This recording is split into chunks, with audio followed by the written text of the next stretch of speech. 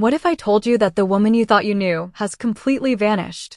That the quiet, submissive wife living in the shadow of a national scandal has been quietly, methodically, building a new life so different, it will absolutely shock you. This isn't just a change of hairstyle or a new outfit. This is a fundamental, bone-deep transformation. A story of quiet rebellion, of rebuilding from rubble, and of a strength nobody saw coming. Stick with me, because the story of Anna Duggar's stunning transformation is more than just gossip, it's a masterclass in survival. To understand the sheer magnitude of this change, we have to go back to the beginning. We have to revisit the world Anna Keller entered when she married Joshua Duggar. She was young, devout, and raised in a belief system that placed immense value on female submission, on being a helpmeet, and on maintaining a public image of flawless, godly family life. For years, that's exactly the role Anna played. She stood by her husband's side through the first scandal, she appeared in the family's television shows, and she presented a united front. To the outside world, she was the embodiment of the IBLP ideal, a prolific mother, a loyal wife, her identity inextricably linked to her husband and his family's famous name. Her style was modest and predictable, long hair, prairie-style dresses, a smile that often seemed more dutiful than joyful. Her world was defined by the walls of the Duggar compound, both literal and philosophical.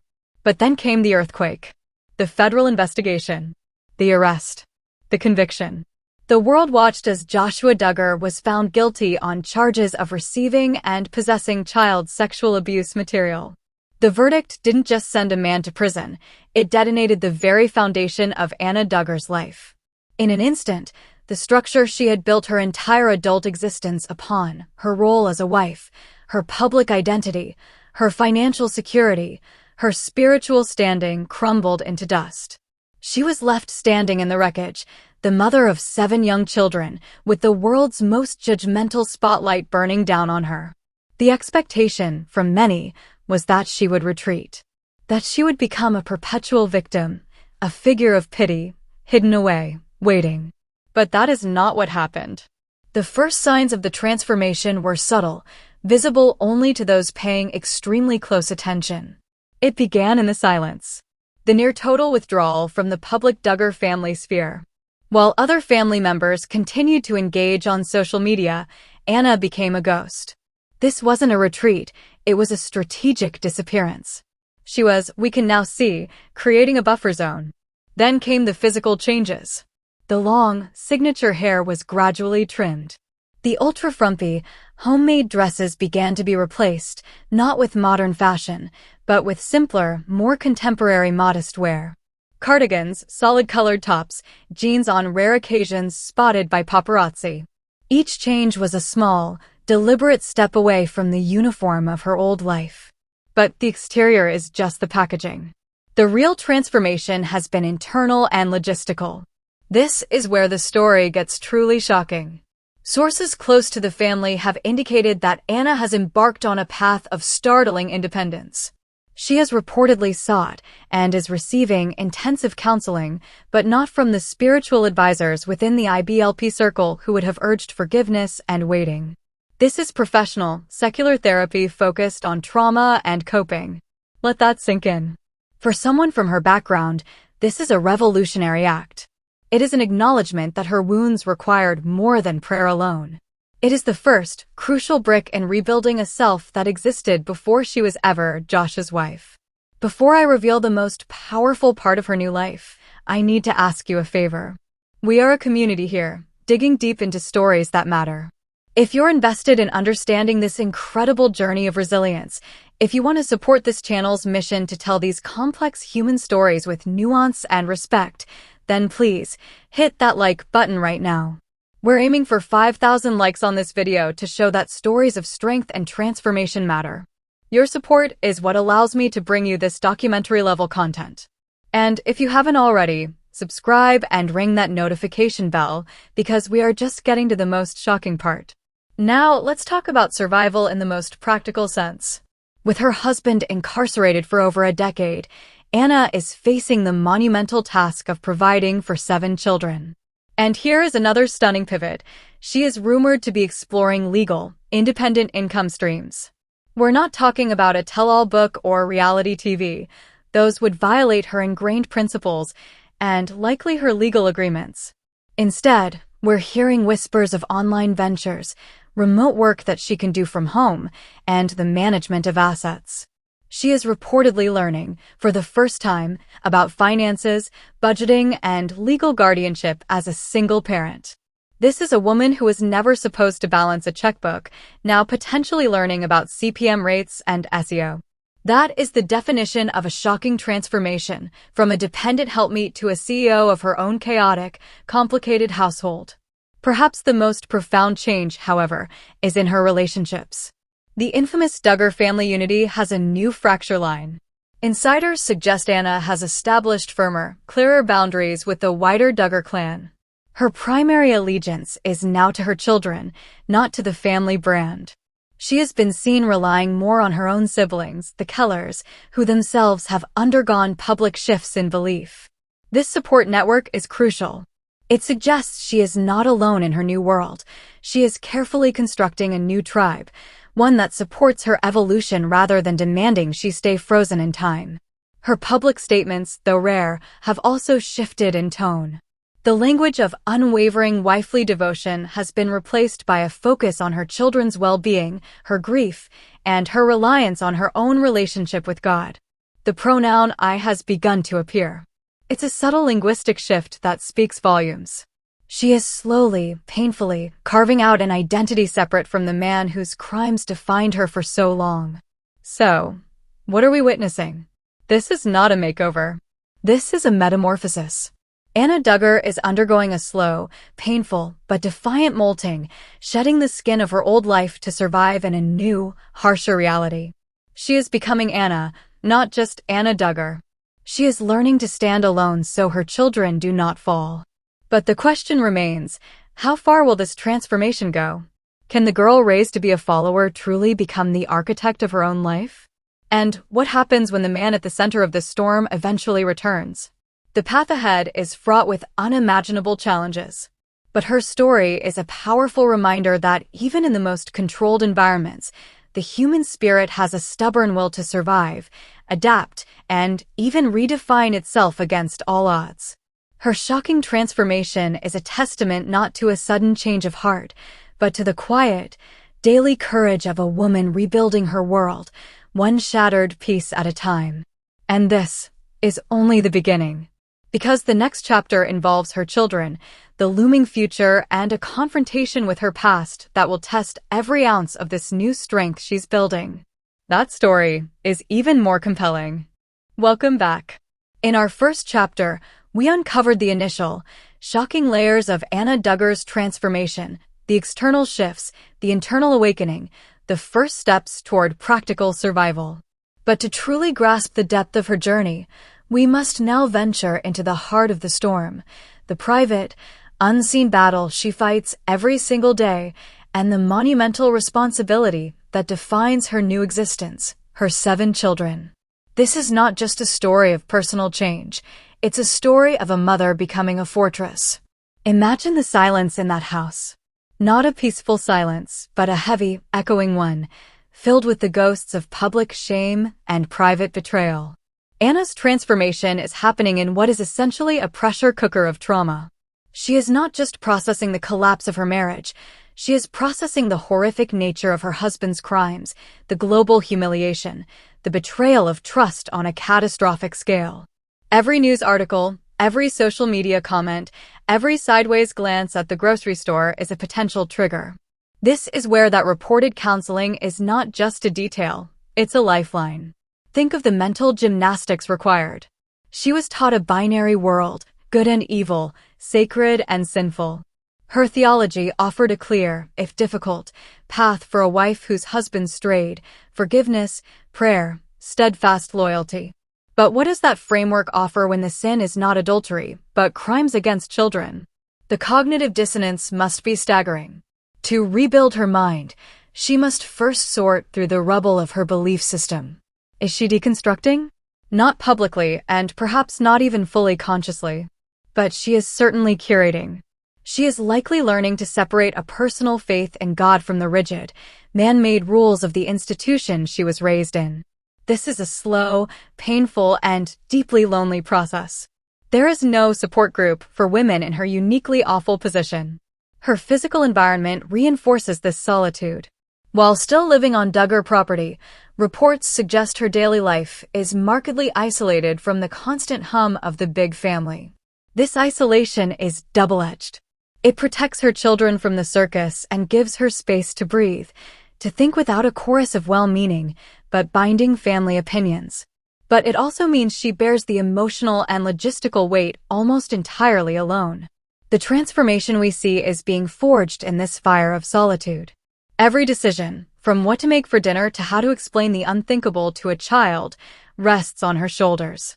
This constant, weighty autonomy is the ultimate shock to a system built on following a headship. Now, let's talk about her children. This is the core of everything. Anna's primary, overriding identity is now mother. And not just any mother, a mother tasked with guiding 7 young souls through a landscape littered with emotional landmines. Her transformation is being driven, minute by minute, by their needs. This is where her strength takes on a ferocious quality. First, there is the practical, Herculean task of daily care. 7 children, spanning a wide age range, with no partner to tag team. The homeschooling, the meals, the laundry, the appointments, it's a logistical marathon that would break many. But she's doing it. And she's doing it while reportedly seeking new income streams, which implies an incredible level of organization and sheer willpower. The manager Anna that is emerging is a direct result of this survival necessity. But the real challenge is emotional and psychological. How does she explain the absence of their father? How does she protect them from the venomous public narrative, both online and possibly in their own community? How does she instill values and a sense of safety when their foundation has been violently shaken? Insiders suggest this is her central focus. She is said to be fiercely protective of their privacy, their routine, and their emotional world. The old Anna might have relied on platitudes. The new Anna, informed by therapy and harsh reality, is likely seeking age-appropriate, psychologically sound ways to address their trauma and questions. This represents a seismic shift. In her former life, parenting was a communal, ideology-driven effort. Now it is intensely personal and private. She is the filter through which all outside influences pass. She is choosing their influences, their counselors, their narrative. This is an act of supreme reclamation.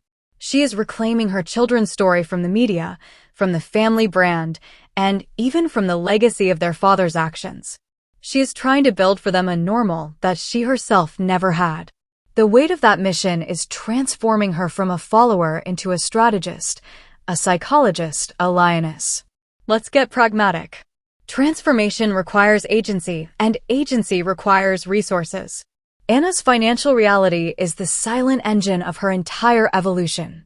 With Josh in prison and his income gone, the family's support structure is opaque but undoubtedly complex. There may be family support, but with that often comes strings attached, strings tied to the old way of thinking. This deep dive into the real, gritty mechanics of survival is exactly why I do this channel. We go beyond the headlines to understand the human cost and the incredible resilience of people like Anna. If this documentary-style analysis is resonating with you, if you believe in supporting stories of complex human endurance, I need you to do something right now. Show your support for Anna's journey of strength by helping this video reach 5,000 likes. Every like tells the YouTube algorithm that content with substance deserves to be seen. And please, subscribe to this channel. We are building a community that values depth over drama, and your subscription is your vote for more content like this. Hit that bell so you don't miss part 3, where we confront the toughest questions of all.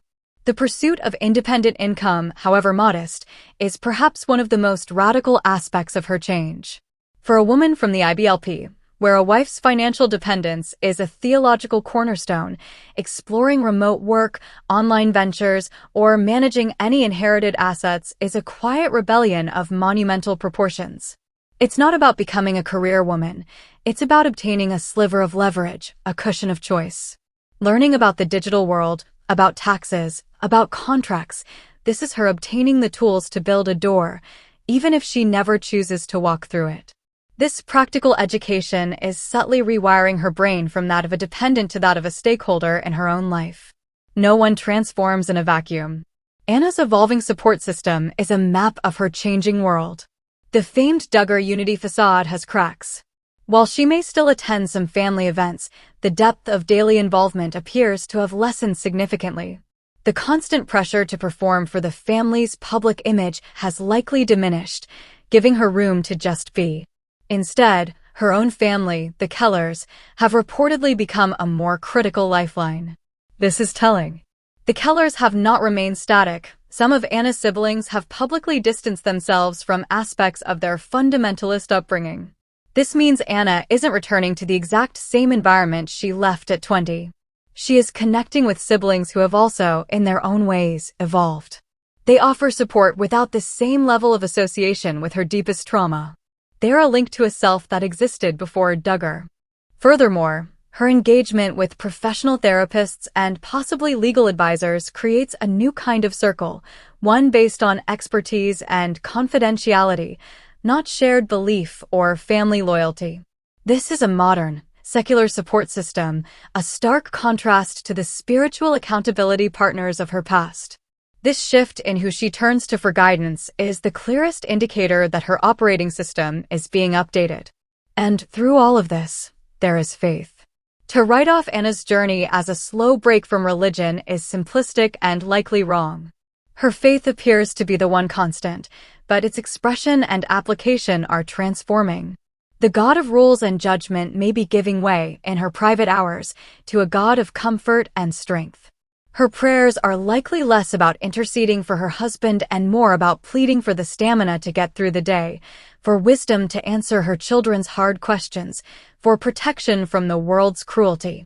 Her faith may be becoming more personal, more mystical, and less institutional.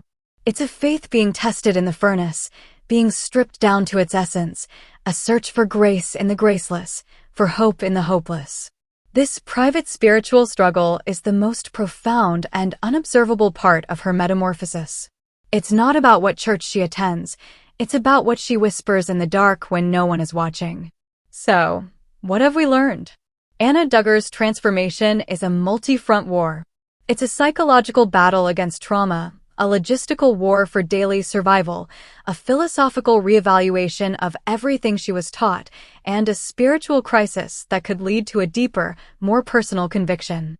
She is building a new identity brick by brick, with her children as both her motivation and her foundation. She is becoming resilient. Not the performative resilience of the standing by your man variety, but the gritty, quiet resilience of a person who gets up every morning and does what must be done, despite the pain, despite the shame, despite the overwhelming odds.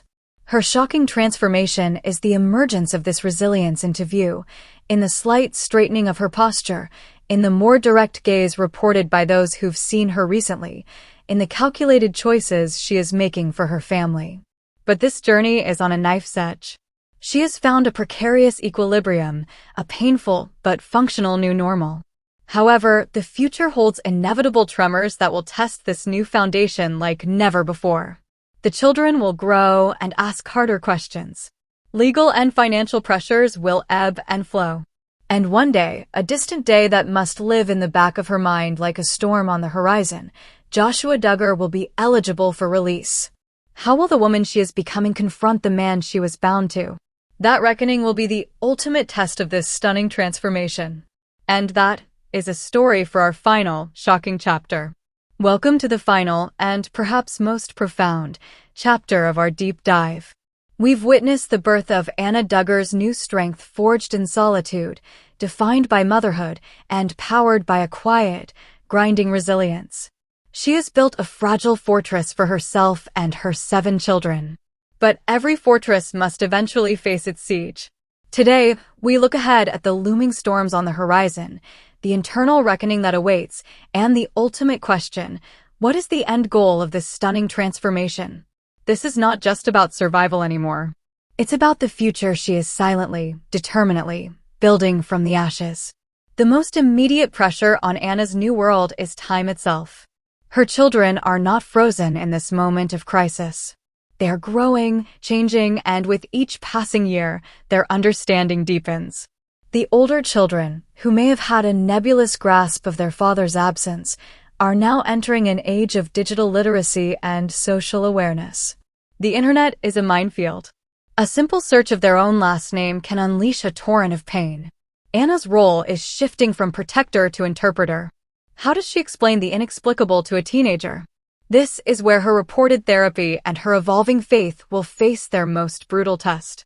The simplistic narratives of her past, "Daddy made bad choices, he's being punished, we pray for him," will crumble against the complex, horrific truth. She must find a way to help her children navigate a legacy of profound betrayal without allowing that legacy to poison their own identities.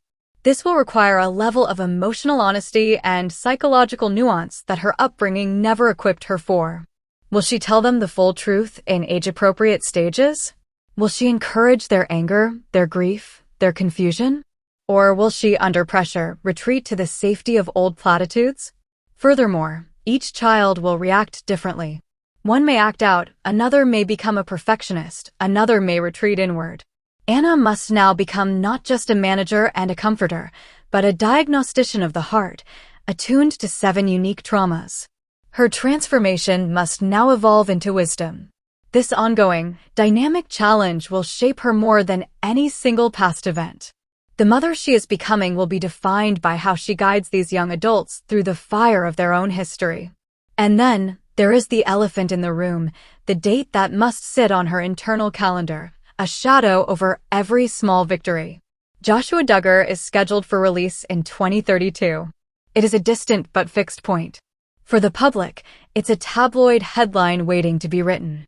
For Anna, it is a psychological and practical abyss. Let's be clear. Her current transformation is happening in a context where the primary source of her trauma is absent, contained. Her new strength, her independence, her routines, all exist in a world where he is not physically present. But his eventual release reintroduces a variable of catastrophic potential. It forces questions she may be actively avoiding in order to function day to day. Will she be there? Will she allow him back into the family home, back into the lives of the children who have grown up without him? The Anna of 2015 might have felt a religious obligation to do so. The Anna of today? That is the multi-million-dollar question. Her entire journey of self-discovery leads to this crossroads. Her reported financial independence efforts, her strengthened boundaries, her new support network, all of these are tools that could give her a choice she never had before, the choice to say no. But the pressures will be astronomical. From certain quarters of her family and former community, there will be immense spiritual pressure framed as forgiveness, reconciliation, and the completion of her standing by her man. The theology she was raised on will be weaponized to advocate for his reintegration.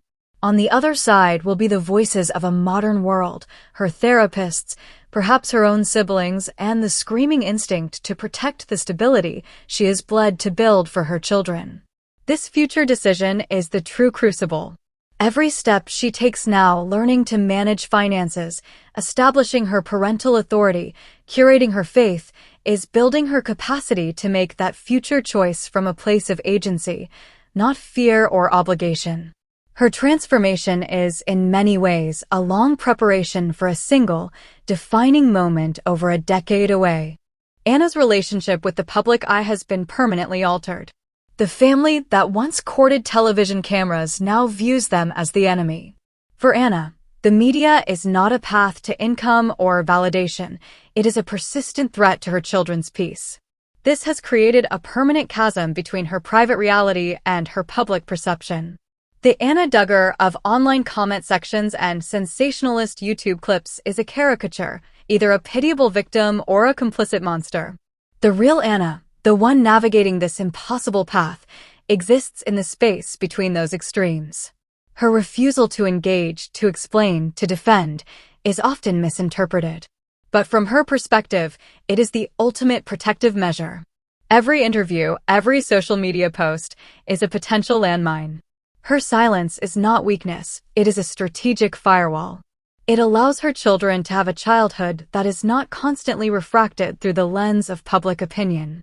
This conscious withdrawal from the narrative is one of the most powerful and deliberate acts of her transformation. She is ceding the battle of public perception to win the war for her family's soul. So, after all this, who is Anna Keller Duggar becoming? She is not becoming a feminist icon. That would require a public stance antithetical to her core. She is not becoming a rebel. Her rebellion is too quiet, too pragmatic. She is becoming something perhaps more relatable, a survivor architect. This story matters because it's about the hidden strength in so many people facing unthinkable circumstances. If this 3-part documentary has given you a new perspective, has shown you the human behind the headline, then please, let's send a powerful message. We are aiming for 5,000 likes on this video to show that stories of resilience and complex truth deserve a platform. Your like directly supports this channel and allows me to keep producing content that goes deeper. If you haven't subscribed, please do and ring that bell. We are a community that values understanding over outrage. She is slowly, painstakingly, drafting the blueprints for a life she never planned to build. Her primary materials are not ideology or doctrine, but the practical necessities of food, shelter, therapy bills, and homework. Her design principles are safety, stability, and a fragile peace. Her clients are her 7 children. The architect is emerging from the rubble of the follower. Her faith is likely becoming more relational and less transactional.